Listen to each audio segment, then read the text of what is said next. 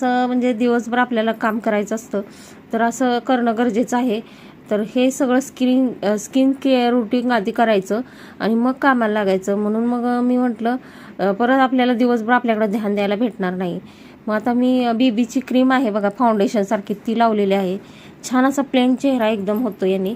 काही फाउंडेशनची वगैरे गरज नसते कारण आपल्याला काम करायचं असतं. फाउंडेशन वगैरे लावले ना तर दिवसभर म्हटलं ते कसं होते, दिवसभर म्हणजे कसं आता 2 ते 3-4 तास आपल्याला मेकअप म्हणा काही टिकावा म्हणून तर आपल्याला काही ना काही चेहऱ्याला असेल ना ती 4 तास आपल्याला गरमीमध्ये म्हणा हे असं म्हणजे फुटल्यासारखं होतं ते.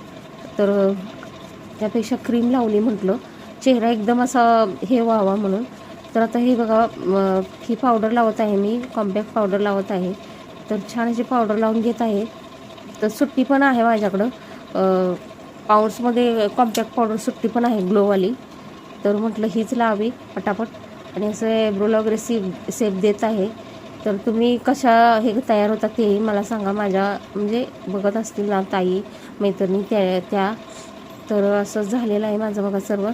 आणि छान असं हे करायचं आहे. ब्रश आहे, ब्रशही मागा असतं त्याच्या आणि थोडंसं असं काजळ लावून घेतलेलं आहे. तर काजळ वगैरे काही राहत नाही पण पेन्सिल म्हटलं थोडंसं हे करून घ्यावी म्हणून लावलेलं आहे. लिप बाम लावला आणि बघा तुम्ही एवढंसंच लावलेलं आहे तर चेहऱ्यावर किती ग्लो आलेला आहे. आणि छान असं 4 तास हे हालत नाही. तर मेकअप फाउंडेशनचं वगैरे करायचं म्हटलं तर खूप वेळही जातो आणि आपल्याला तेवढा वेळ हवा असतो.